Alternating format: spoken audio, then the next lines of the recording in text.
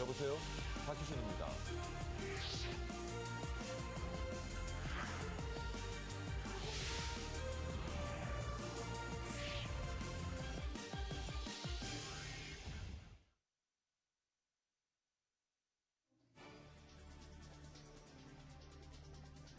뉴욕 증시가 미 FOMC의 의사를 공개에 따른 회복 기대감 상승세로 마감했습니다. 유럽 주요 증시는 스페인 불확실성의 혼조세로 장을 끝냈습니다. 유럽 중앙은행이 기준금리를 0.75%로 동결했습니다. 마리오 드라기 ECB 총재는 향후 경제에 대해선 부정적인 전망을 내놨습니다. 미국의 대표적인 제조업 경기 지표인 공장 주문 실적이 3년 7개월 만에 가장 큰 폭으로 떨어졌습니다. 국민연금공단이 법정 관리를 신청한 웅진그룹 계열사 주식에 총 1,804억 원을 투자한 것으로 나타났습니다. 독도 문제로 한일 관계가 냉각된 가운데 한일 재무장관이 IMF 연차 총회에서 통화스와프 연장 방안을 논의할 것으로 보입니다. KB금융지주가 1조 원 이상의 외화 채권 발행을 추진 중인 것으로 전해졌습니다. 조달된 자금은 ING생명 한국법인 인수에 쓰일 것으로 보입니다.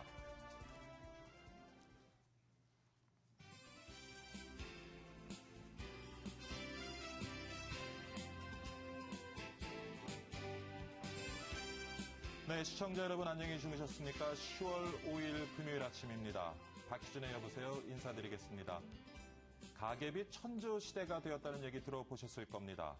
빚이 빚을 부르면서 가계 부도 위험이 금융위기 때보다 높아졌다고 합니다. 그런데 이렇게 심각한 가계부채 문제, 빚을 진 개인들에게만 책임을 물을 수 있을는지요? 잠시 후 박희준의 여보세요 일부에서는 이 내용 집중 분석해 보도록 하겠습니다. 먼저 글로벌 소식부터 살펴보겠습니다. 글로벌 증시 마감 상황 박지은 외신캐스터가 준비하고 있습니다. 박지은 외신캐스터. 네, 시황센터입니다. 뉴욕 증시 개장 후에 소폭 오르기 시작해서 막판까지 상승세를 이어갔습니다.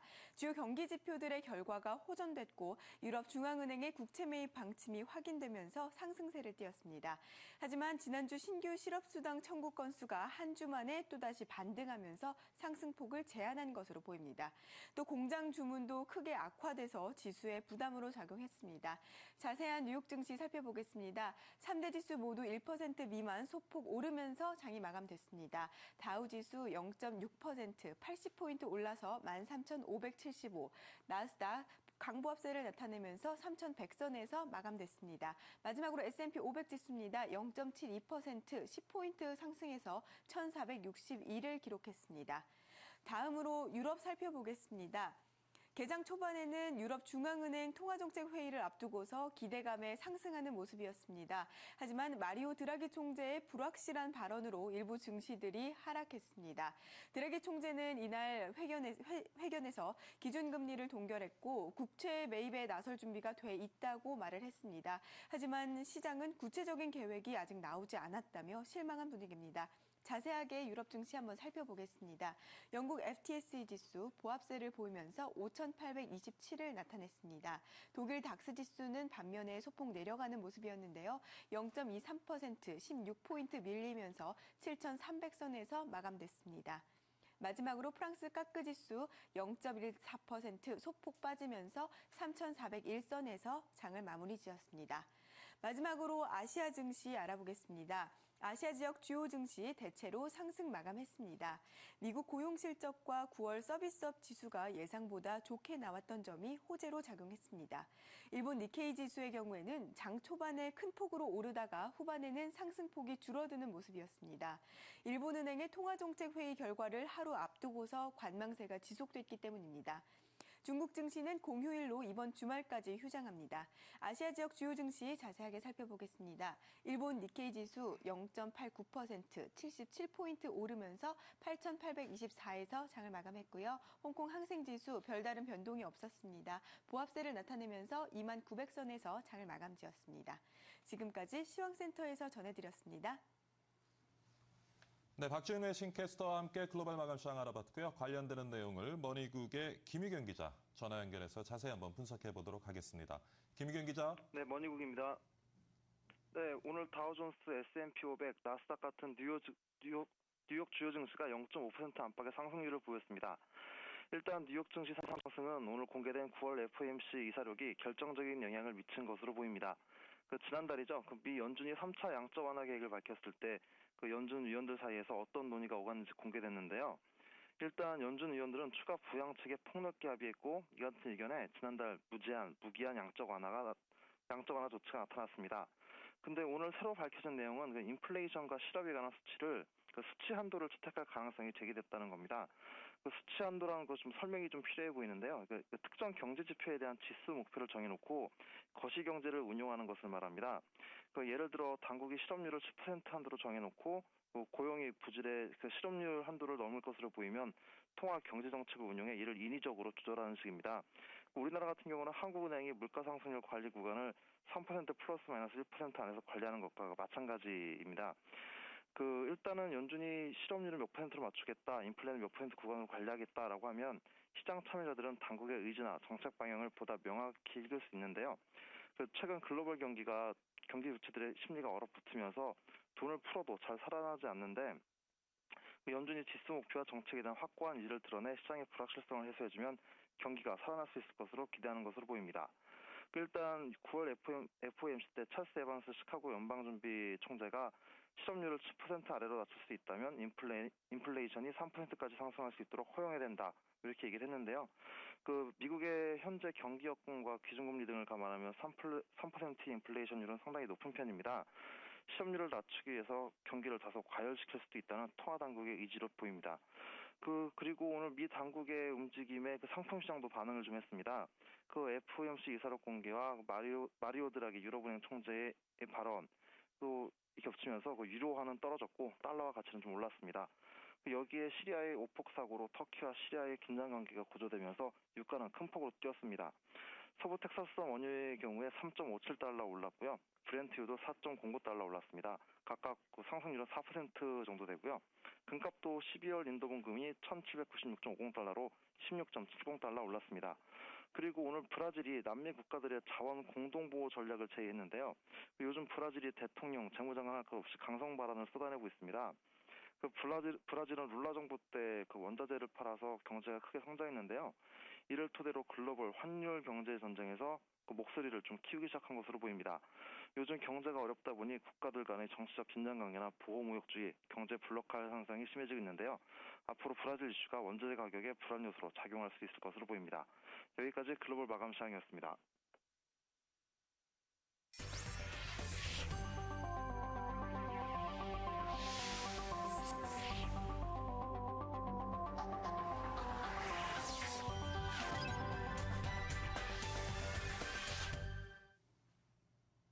네, 가계빚 문제 정말 최근 심각합니다. 최근 한국은행에서는 자영업자, 과다채무자, 다중채무자 등 취약계층의 가계부채 문제가 더더욱 악화되고 있다고 경고까지 하고 나섰습니다.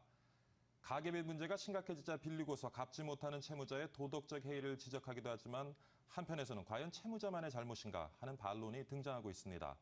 오히려 빚을 권하는 정부 정책, 그리고 묻지마 대출을 일삼아온 은행권의 책임이라는 주장 만만치 않습니다. 자, 오늘 그에 대해서 말씀 나눠보도록 하겠습니다. 에듀머니의 재윤경 대표이사 스튜디오에 모셨습니다. 안녕하십니까, 이사님? 네, 안녕하세요. 네. 최근 엄청나게 늘어나는 가계빚. 근데 최근에는 빌린 사람만의 잘못은 아니다라는 시각도 있는데요. 어떻게 보시는지요? 사실 다들 많이 기억하실 것 같아요. 2000년 초반부터 재테크가 유행하면서 예. 오히려 금융권 전문가들이 나와서 앞다퉈서 했던 얘기가 이제 빚도 자산이다. 예. 그리고 사실은 이제 빚을 빚도 내서 자산인가요? 네, 그리고 그렇지 않습니다. 예. 근데 마치 이제 부채가 빚이 지렛대가 돼서 예. 어떤 투자를 하게 됐을 경우에 굉장히 큰 수익을 거둘 수 있다. 이런 얘기까지도 서슴지 않고 했었던 기억이 납니다. 그리고 또 많은 언론을 통해서 또 실제로 좋은 빚, 나쁜 빚 이런 얘기도 했었고요. 그래서 예.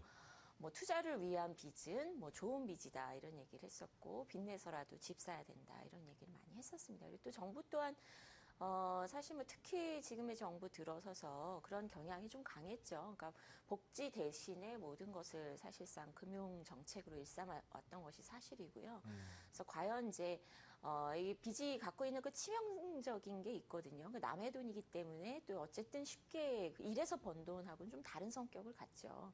그래서 공짜처럼 여겨지는 이런 빚의 치명적인 것에 대해서 오히려 경계하고 충분히 위험을 관리해야 된다라고 전문가들이 이렇게 많은 조언을 해줬어야 됨에도 불구하고 반대로 금융권에 종사하는 전문가분들이 오히려 빚을 권하고 빚에 대한 경계심을 무너뜨리는 그런 그 얘기들을 일삼았었던 것을 생각해 보면 과연 이제 빌린 사람만의 책임으로 이렇게 몰고 갈 것이냐라는 걸 우리가 되돌아볼 필요가 있다고 생각합니다. 우리가 근데 일반적으로는요, 채무자에 대한 좀 부정적인 인식이 있습니다. 네. 그래서 갚을 능력이 없으면 돈을 빌리지 말아야 하지 네. 하는 그런 의견들이 있는데 네. 어떻게 보시는지요? 사실 갚을 능력이라는 것은 저는 이제 우선 채권자가 빌려주는 쪽에서 더 신중하게 좀 판단할 문제라고 생각을 합니다. 그래서 예. 채무자들 이렇게 만나보면 어쨌든 그 소득이 굉장히 낮거나 아니면 굉장히 한계 상황에 내몰려 있는 경우도 적지 않거든요.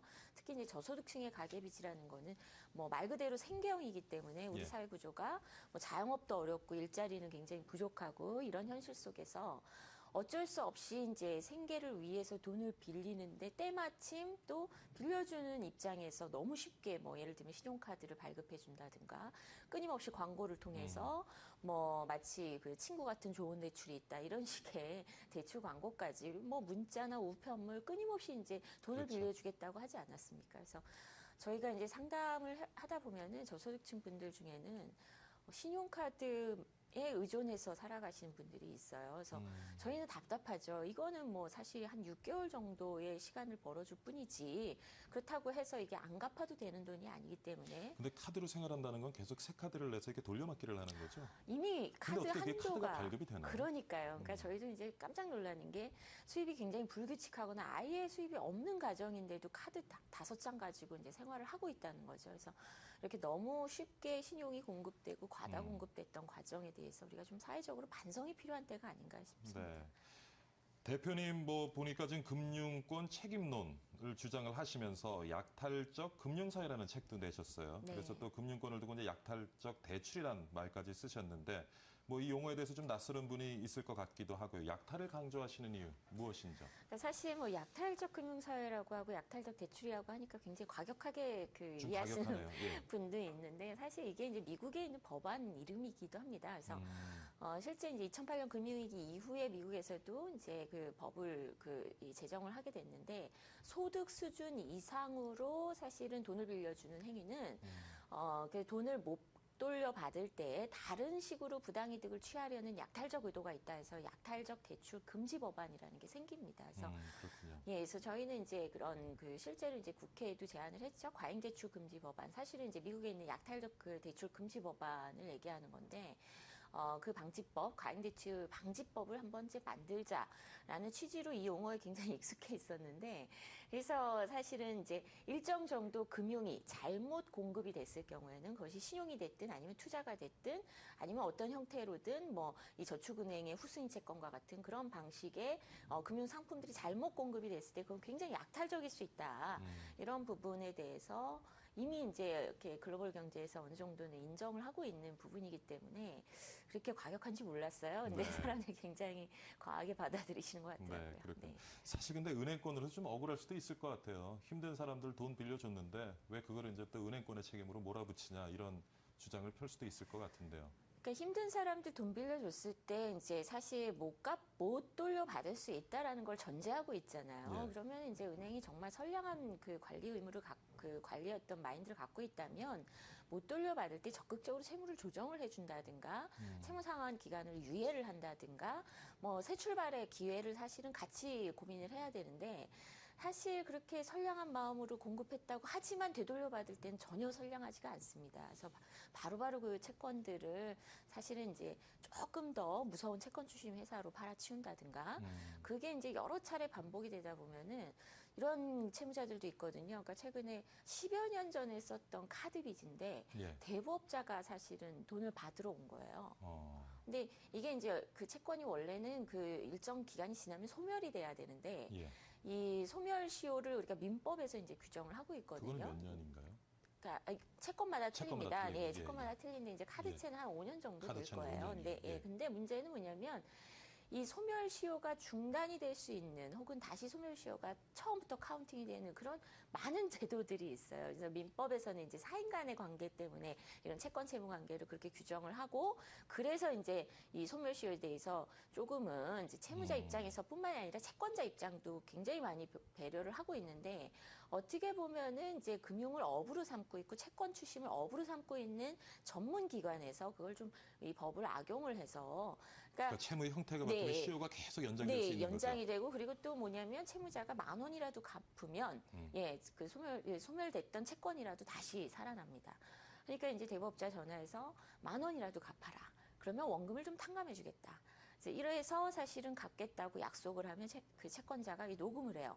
녹음을 하면 채무는 다시 채권 발생을 합니다. 그래서 이런 과정으로 이제 끊임없이 정말 집요하게 쫓아다니면서 채권을 회수하고 있는데 과연 정말 너무 힘들어서 이렇게 좀 선량한 마음으로 이게 공급이 됐던 거냐라는 거에는 공급 과정이 아니라 회수 과정에서 우리가 좀 판단해 봐야 될 문제가 아니냐 싶은 거죠. 그렇군요. 자, 근데 지금 아까 초입에 이제 가계부채가 지금 1,000조에 달한다고 말씀을 드렸는데 그 중에 한 500조, 그러니까 반가량이 지금 주택담보대출입니다. 네. 그러니까 대표님께서 처음에 말씀하셨지만 최근 이번 정부 들어서 빚도 자산이다 이러면서 빚을 내서라도 집을 사야 된다라는 그러한 이제 시장의 논리가 많이 있었고요. 그러다 보니까 지금 이제 주택담보대출이 지금 가계부채가 500조에 이르고 있는데 이 문제에 대해서도 좀 하실 말씀이 있을 것 같은데요. 그러니까 소위 이제 하우스푸어라는 얘기를 많이 하잖아요. 그러니까 결과적으로 그 주거용 자산인데 이것이 마치 이제 그 빚을 내서라도 매입을 하면 그래서 자산 가치가 올라가면 돈을 벌었다라는 판타지를 사실은 이거는 지극히 판타지에 불과하고 말도 안 되는 얘기지 않습니까? 뭐 2억짜리 집이 4억이 됐다고 해서 2억을 손해 지는 게 아닌데 이게 재테크고 이게 돈을 버는 비법이라고 얘기하면서 빚내서 집 사라고 권장했던 거는 저는 이건 서점가에도 무수한 책들이 그렇죠. 나왔어요. 예, 이건 너무 말도 안 되는 얘기 아니냐. 어떻게 자산 가치 변동 그것도 팔아치울 것도 아니고 계속 거주를 목적으로 하고 있는 사람들에게 사실 세금 네, 내는 거 빼놓고는 그렇죠. 의미가 없는데 세금이 그죠? 늘어나는 거거든요. 그러니까 그게 집값이 올라서 돈 벌었다고 얘기하는 거는 명백히 거짓말이다라는 거죠. 그래서 투자와 거주, 이거 소유와 투자는 굉장히 이게 그 문제가 있는 건데 서로 이렇게 상반되는 거잖아요. 대립하지 않습니까? 투자 차익을 실현하려면은 당연히 이게 소유하면 안 되는 거죠. 언제든 예. 팔아치우고 예. 사실은 옮겨 타야 되는데 그러니까 그런 관점에서 봤을 때는 그동안 좀 이렇게 하우스푸어를 이렇게 금융권에서 양산했다 해도 과언이 아니라고 저는 생각합니다. 그럼 그런 네. 어떤 금융권의 무절제한 대출 그런 것들을 어떤 정부 입장에서 조금 관리 감독할 기회가 있지는 않았을까요? 있었죠. 사실은 그 정부 출범 초기부터 사실상 적극적으로 가계부채를 좀 이렇게 누르는 정책을 좀 피고 부동산 시장을 안정시키고 사실 부동산 시장이 이제 불안해지는 요인에는 전세 시장 불안도 그 결합이 돼 있거든요. 그러니까 예. 전세를 사는데 2년마다 이제 쫓겨나니까 아유 홧김에 이제 빚내서라도 집 사야 되겠다 이런 생각을 이렇게 갖게 되고 그러니까 그럴 때 이제 그거를 컨트롤할 수 있는 게 그 전세 시장을 얼마나 안정시키느냐. 그러니까 유럽의 경우처럼 뭐 공정임대료 제도라든가 아니면은 뭐 예를 들면은 그 계약 만료 시점에 그 갱신 제도 같은 것들을 조금 더 그 이 주거 약자에게 배려하는 정책을 핀다면 사람들이 이제 주거가 안정이 되면 무리해서 빚내서라도 집 사야 되겠다라는 그런 수요가 좀 줄어들고 그러다 보면 부동산 시장이 전체적으로 안정이 될 수 있거든요. 그러니까 그런 정책을 적극적으로 폈어야지 오히려 전세자금 대출을 확대해주고 DTI라는 그 소득 대비 그 이 부채 원리금 비율 이거를 사실은 좀 더 그 규제를 풀어버려가지고 그래서 그게 이제 2009년에 풀리거든요. 그 한시적으로 풀렸지만 그때 폭발적으로 사실은 주택담보대출이 이렇게 증가를 해버립니다. 그래서 이런 그 관리에 있어서 빚을 이렇게 좀 컨트롤하려는 의지가 저는 전혀 없었다 이런 생각이 좀 듭니다. 참 문제군요. 아까도 그 대표님 돌려막기, 카드 돌려막기 잠깐 언급을 하셨는데 최근 이제 빚에 허덕이는 사람들이 이제 고리금, 대부비나 불법 사금형에 이제 손을 대기 시작하면서 이게 악순환이 연속이 네. 되는데 그 문제 많이 심각하죠 최근에요. 그러니까 저는 제일 안타깝게 생각하는 게 뭐 그 일부 금융 관료나 예. 그다음에 금융권에 계신 분들이 마치 대부업도 무슨 서민들을 위한 급전인 양 그 생각을 하시는 경향이 있으신 것 같아요. 만약에 대부업을 규제를 하면 사실상 서민들은 더 이상 급전을 빌릴 곳이 없다. 자꾸 이렇게 얘기를 하시는데 저희가 현장에서 만나봤을 때는 서민들, 저소득층에게도 사실은 급전이 너무 많이 공급이 되고 있습니다. 그게 이제 예. 신용카드 형태로 공급이 되고 있고 오히려 대부업 대출, 고리 대출은 사실상 신용카드 대출 원금을 상환하기 위해서 빌리는 경우가 많아요. 그래서 저는 이제 신용카드 공급이 이렇게 그 과도하게 이루어진 측면에는 바로 이제 그런 이 연체에 대한 공포, 그다음에 금융채무 불이행자가 될 것이다라는 공포심 때문에 대부업 대출이라도 이용해서 갚는 분들이 있다 보니까 이 카드사가 너무 이렇게 모럴 해저드한 방식으로 이 그 신용카드를 공급해왔던 것이 아니냐 이런 생각이 많이 들거든요. 실제로 지금 대부업 대출은 돌려막기의 마지막 수단이 되고 있습니다. 그래서 저는 이번에는 반드시 정말 이 그 고리사채 근절과 그다음에 처벌 강화와 더불어서 이 대부업을 지금 39%는 그 세계에서 유일합니다. 이런 예. 엄청난 고리를 그 합법화하고 있는 나라는 없는데 좀 글로벌 수준으로 한 20% 정도로 반드시 낮춰야 된다 이런 생각을 합니다. 그렇군요. 최근 정부가 이제 금융 소외자를 위한다는 명목으로요. 시중은행, 기업과 공동으로 미소금융, 햇살론 등의 이제 서민 금융 상품을 좀 쏟아내놓고 있는데 여기에 대해서는 또 어떻게 생각해요? 효과가 좀 있을런지요? 그러니까 사실 어떤 측면에서는 그러니까 이 우리나라 금리 구조가 그렇습니다. 그러니까 은행권 대출은 이렇게 10% 미만이거든요. 예. 4%, 5%, 6%까지 가는데 그러다가 카드 대출로 이제 옮겨 타기 시작하면 바로 20% 후반입니다. 거의 30%에 육박하거든요. 그리고 이제 39% 대부업 대출. 한마디로 뭐냐면 10% 초반, 그다음에 10%그 전후에 중간 금리 상품이 없다는 얘기예요. 그러다 보니까 부채가 만약에 1금융권에서 시작해서 조금 이제 힘들어져서 2금융권으로 넘어가면 바로 그때부터는 가계 재정 구조가 악화가 된다는 거죠. 그래서 더 이상 못 갚는 상황에 바로 내몰리는 경우가 많은데 이런 중간금리 그 상품을 공급하는 것으로서는 일정 정도 당장은 이제 법이 개정되지 않은 상황에서 의미가 있다고는 생각하는데 문제는 뭐냐면요. 이 그 대출 상품은 소득 창출 능력이 있는 계층에게 사실은 공급이 돼야 되는데 이 또한 지금 정부가 소득 창출 능력이 없는 계층에게 이 상품을 공급하고 있다는 거죠. 그러니까 사실 3천만 원 미만의 그 소득이 낮거나 그 6등급 이상의 이하의 그런 저신용자에게 공급하는데 이 계층은요 이미 갖고 있는 빚도 감당하기 힘든데 정부가 공급하는 거기다 또 다른 빚을 10% 만들게. 전후의 예. 그 부채 이거는 사실은 문제가 있을 수밖에 없다는 거죠. 참 문제가 많네요. 또 우리가 좀 불안해하는 것이 가계부채가 결국 우리 경제 내관으로 지금 자리 잡고 있다는 의견이 많고요. 결국에는 공적 자금이 투여되면서 개인 빚이 이제 국가의 빚이 되지 않겠나 하는 우려가 있는데 그 부분 어떻게 보시는지? 그러니까 일정 정도 그럴 수 있는 그 위험을 이제 폭탄을 안고 있는 것이 사실인데요. 그렇다고 해서 개인에게 영혼을 팔아서라도 그 빚을 갚아라 이럴 수는 없지 않습니까?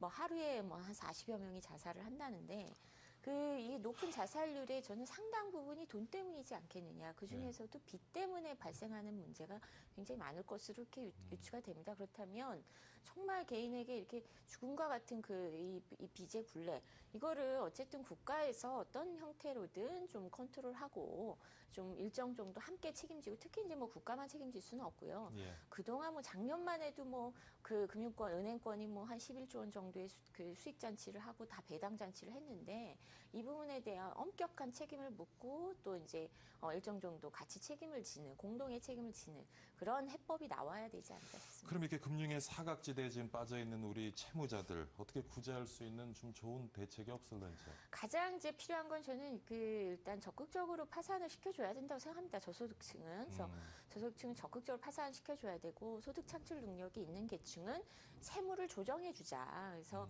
물론 그냥 다 못 갚게 하자 이게 아니고요. 못 갚을 수밖에 없는 사람은 빨리 털어주고 새 출발해서 세금으로 다시 이제 사실은 갚을 수 있는 방법을. 근데 또 사회에서는 그런 분위기도 있잖아요. 갚을 능력이 없으면서 돈을 빌려다 쓰고 그걸 왜 국가가 책임을 져야 되냐. 도덕적 해이를 또 불러오지 않겠느냐 하는 의견도 있는데 그거 따지기는 지금 문제가 너무 심각하다고 보시는 그렇죠. 거죠? 그렇다고 도덕적 해이의 문제가 아니라 이건 아주 생존의 문제입니다. 그래서 사실 도덕적 해이는 제가 강조하는 게 그 채권자한테 더 먼저 물어야 된다. 그 미국이나 일본 같은 경우 파산이 굉장히 용이합니다. 파산 면책이 쉬운데 왜 그러냐면 그만큼 떼일 수 있으니 신중하게 빌려줘라라는 게 메시지거든요. 근데 우리는 예. 파산이 어려우니까 채권자의 모럴 해저드가 너무 심하다. 어떻게든 예. 내가 돌려받을 수 있다 싶으니까 막 빌려주게 된다는 거죠. 그래서 이 도산법을 개정을 해서 파산 적극적으로 해주는 것은 어떤 면에서 더 큰 모럴 해저드를 예방하는 효과가 있거든요. 그러니까 채권자, 금융권의 모럴 해저드를 이제부터는 좀 더 엄중하게 이제 좀 책임을 묻는 그런 의미에서라도 이렇게 좀 소득 창출 능력이 없는 계층은 빨리빨리 파산을 해주고 예. 소득 창출 능력이 있는데 과중한 채무를 갖고 있다면 채무를 조정해주고 그래서 원활히 갚을 수 있도록 해주는 게 필요하지 않을까 싶습니다. 자, 대표님, 오늘 지금 사회적으로 문제가 되고 있는 가계부채의 뒷면에 숨겨진 어떤 금융권의 그런 아까 뭐라고 하셨죠? 약탈적 네, 약탈적의 대출이요. 예, 네. 약탈적 대출에 대한 얘기를 많이 나눠봤는데 마지막으로 좀 이렇게 덧붙일 말씀이 있으시면 좀 해주시죠. 예, 일단 저는 채무자들이 과도한 제의식을 갖는 것이 사회적으로도 비용을 더 크게 늘린다고 생각을 합니다. 그래서 정말 자신이 못 갚을 수밖에 없는 환경인지를 객관적으로 판단을 하고 그리고 전문가의 도움을 받고 또 적극적으로 부채를 조절하려고 하는 노력, 죄의식을 버리고 좀 전면에 나서서 목소리를 내야 될 때가 아닌가 싶습니다. 네. 오늘 최근 문제가 되고 있는 가계부채 그리고 가계부채를 양산한 정부 정책과 그리고 금융권의 무절제한 대출에 대해서 재윤경 에듀머니 대표이사와 함께 얘기 나눠봤습니다. 이른 아침 출연 정말 감사드립니다. 수고하셨습니다. 네, 고맙습니다.